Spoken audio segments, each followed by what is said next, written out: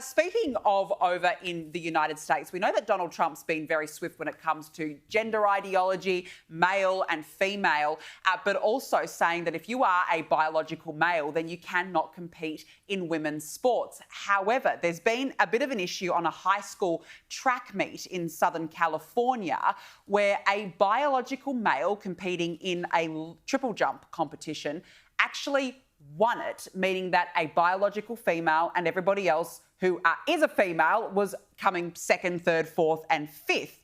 Now, this woman has spoken out about it, the woman who came second. Her name is Katie McGuinness, and she's spoken about how tough it was for her because really, what could she do when she was going up against a man? This is what she said.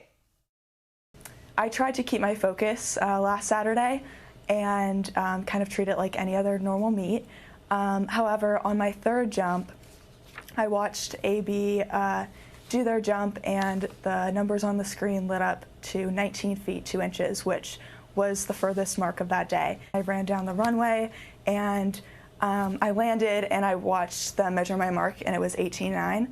And I just remember thinking that there was nothing else that I could do, that was it. And, you know, I'm a high school senior and you know, winning CIF has always been a goal of mine, and I wasn't able to compete with someone who is genetically different than me. Yeah, you feel for her. Once again, a biological male is being protected by woke gender ideology, and a biological male takes pleasure from crushing the dreams and hopes, as we've just heard there, from a female who has been training and trying their whole lives. Now, you can see here on the podium, in the middle there is the the biological male, and then second and third place, obviously, the women of the competition. Now, look, what it says here, look, we've seen this around the world. We saw it, of course, in the Olympic Games when a biological male with XY chromosomes won in the female boxing. It says that men's feelings are more important than women's safety. It says that men's feelings are more important than a woman's right to a fair and even game. But the question is, and this is the hardest question of our time, of course, what is a woman? That's the problem. And once upon a time, it was just so easy to answer. But now, suddenly, years after years and years of warped ideology, if you're born with male genitals, well, suddenly then you're a woman. But what's really disturbing is that it is protected and defended by these sporting institutions where they don't seem to actually care about young girls. They don't care about women because men do not belong in women's sports. Yet the more that they are protected by the woke, misogynistic sporting left, then every single time these men will always claim victory over women. Well, it's good to see some female competitors speaking out against it, because for so long female competitors have been afraid to say anything lest they be ostracised by their sporting association. We heard from Katie McGuinness there, but Reese Hogan, who finished second in the triple jump to the transgendered athlete, jumped up on the podium and got photos standing on the winner's position. Just to prove the point that she should have been there, then, of course, had to be relegated to second.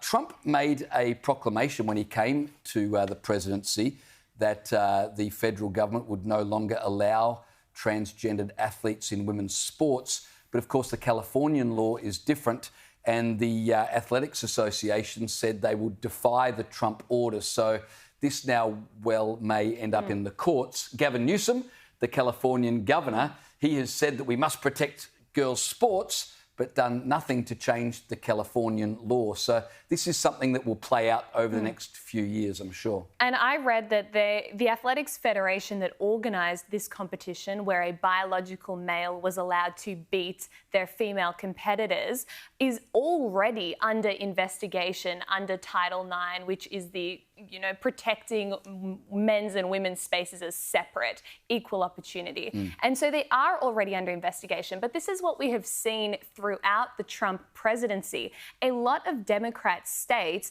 where the left has really captured these institutions, they don't want to follow the federal law, and they will do basically anything they can to flout it, including put girls in the firing line and sacrifice girls' safety and success. And I feel particularly bad for this girl, Katie, because she's in her senior year. It's her last year in school. This was going to be the pinnacle of her athletic achievement, winning this competition.